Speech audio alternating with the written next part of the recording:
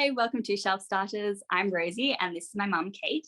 Hi, everyone. And we've been working through the Norton Anthology of English Literature and we are on the 16th century. So today we want to go through like the order that we'll be approaching each of the texts so that you can maybe read along with us. Last year when we did this with the Middle Ages, we did put specific dates, but I think that's a bit ambitious because, you know, life happens. We may not stick to those dates. So maybe just the order and how we're splitting things up. Yes. Is what we'll focus on this time. Okay, so to begin with, we will have John Skelton. Yes. Who is a poet. So there's a few poems coming up straight away. Followed by easing our way in, Rosie. Yes, easing our way in. There's only a couple there, so that's pretty good.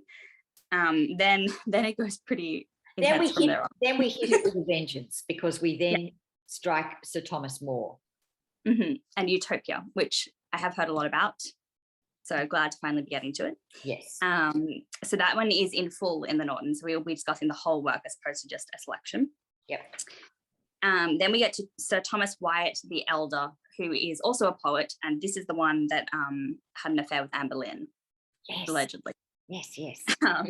So there's quite a lot more poems there. This is a very heavy poem kind of period. So we get a lot of that, which is kind of interesting. We haven't done too much of that, at least I haven't in my life anyway. Then Henry Howard, Earl of Surrey, more poems. And then, Mum, we should discuss what do we want to do about this faith in conflict section, because it has lots of different people, but they're all kind of like similar mini extracts from essays and things. I wonder if we want to do them all at once or maybe split into two different sessions. Might be, well, maybe we'll do them all at once, Rosie. Let's go crazy. Yeah. All right. That'll be a big week of reading, but we can get it through. Yeah, because they're all kind of. It's nice to do things. You know, it's nice to get immersed into a whole section. I think.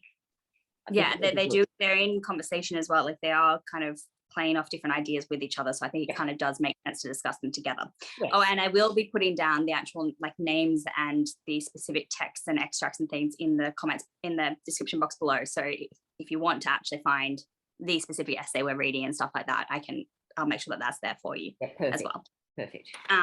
Then I would like to do the schoolmaster separately. So that's Roger Askham. Yes. After that, and we have a school here in Sydney named after Sir Roger. Is that right? Yes. Oh, well, that's interesting. I think you'll find this one really interesting because it'll be all about education at the time. Yes, and the school that is named after him is quite a leading edge kind of school here. Oh, Askham. Yes. That took me so long to process. Yeah, I'm not sure why, but it's an amazing, it's a very, it takes quite a different approach to education from other schools in New South Wales, and he's who it's named after. That's really interesting. Okay, yes, that's good. We can have a whole episode on that. Yep. And then we'll go to Sir Thomas Hoby, and this one's interesting because it's a translation of a work. Yes. So the actual big work is The Courtier by Castiglione. Yep. Which is one I've been wanting to read. So that's exciting that we do get some of the Italian work as well, but just in the English translation. A lot of this period was very big on translation because obviously we get the translation of the Bible as well. So I find that very interesting. Personally, I like translation stuff. Then we have Women in Power. And again, yes.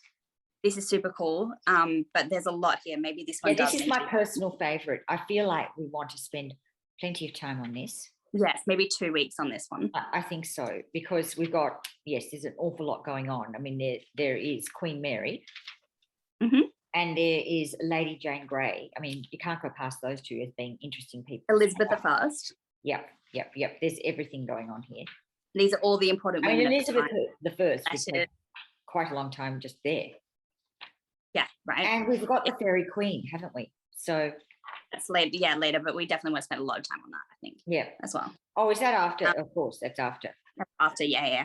Yes, but they've got speeches, they've got letters. So maybe we do one whole week on Elizabeth and 1 week on all the rest. Yes, because Elizabeth, we've got the golden speech. We can't, that's going to be huge. And then we've got that exchange with Sir Walter Raleigh. I mean, how amazing will that be?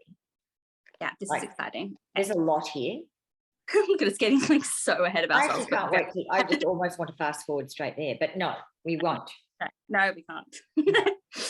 Okay, and then after that we get to Edmund Spenser, and we get a nice selection of lots of different parts of Edmund Spenser, not just the Fairy Queen. So we should do 1 week on the Shepherd's Calendar.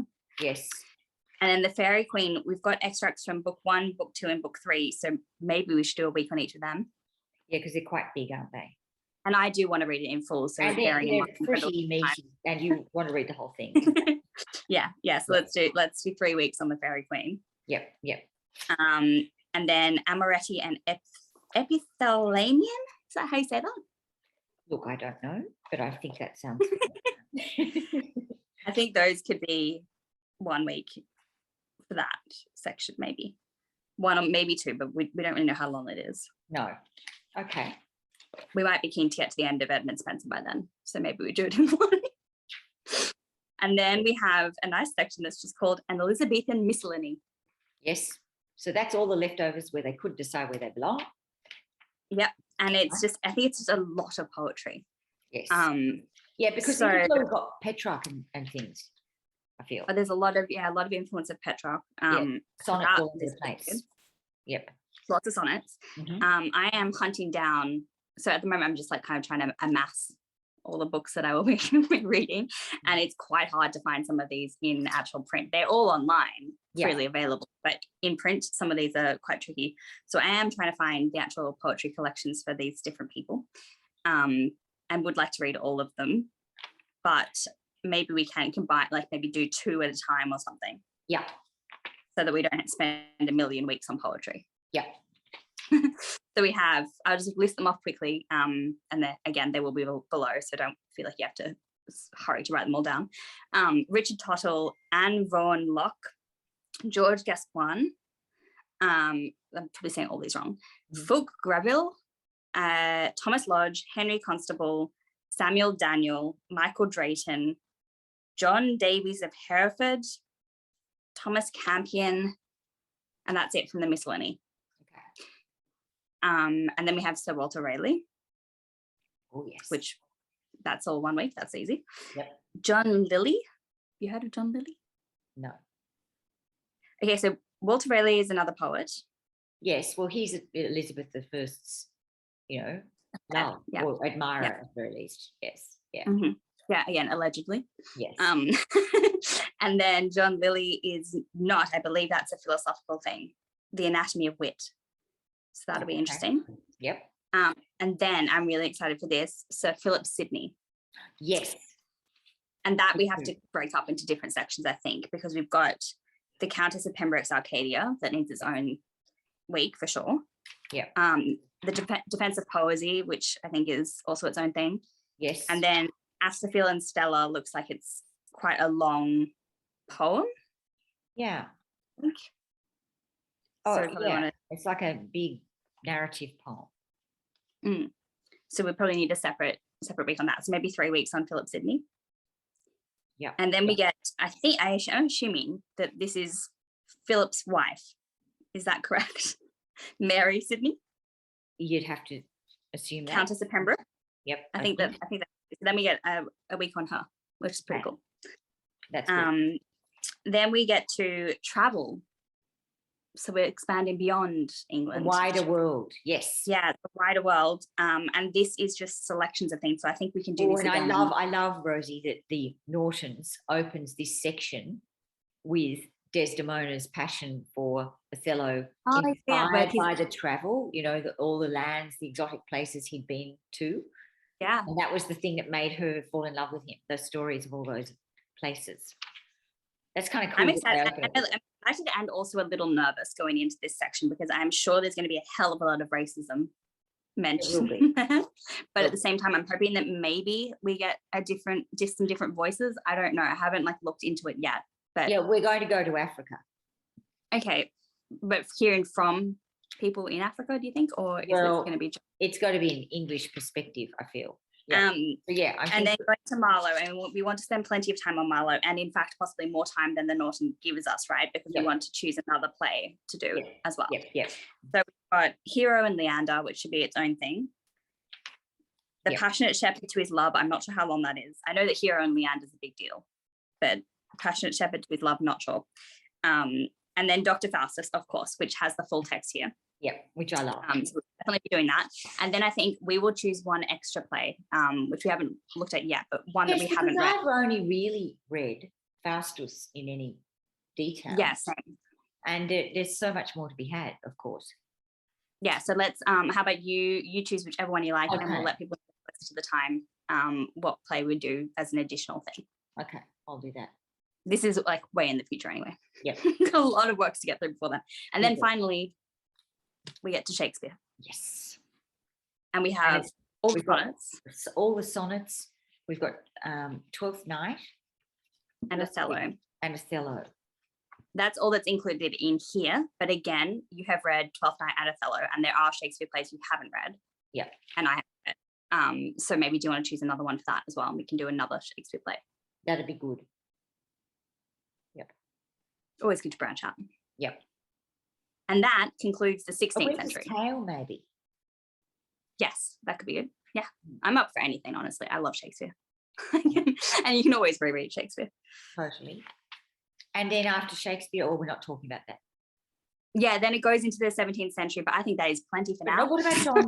Yeah, because we've got John Donne after. Yeah, but like there's a lot to come in the 17th century, but realistically that's going to be far, far in the future. There's a lot of work to get through before we get to that. So I think call it a day there, and do another check-in later on, and we can talk about what's coming up in the 17th century when we get to it. Okay. Yeah. Well, so that covers it. Really, it will all be in details down below, like I said. So you can check there and see if you want to read along with us. Let us know if you are particularly excited about any of these. I think as much as I love Shakespeare and Marlowe and all that, which is like the works that you know about, I'm actually really interested for that women in power bit. Same.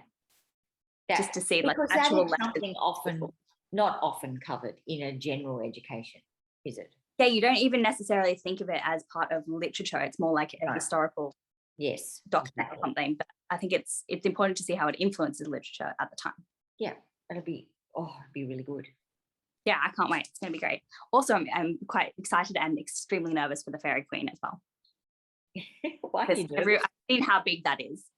And I've heard people struggling with that, like at uni and things. I've heard about the effort that is studying the Fairy Queen. So I'm like, that's going to be the big challenge, I think. Yeah. Anyway. So that'll be just turn your brains on then. Yeah. Yeah, exactly. All right. Well, hope you're all as excited as we are. And thanks for watching. And we'll see you again next time. Thanks for watching. Bye.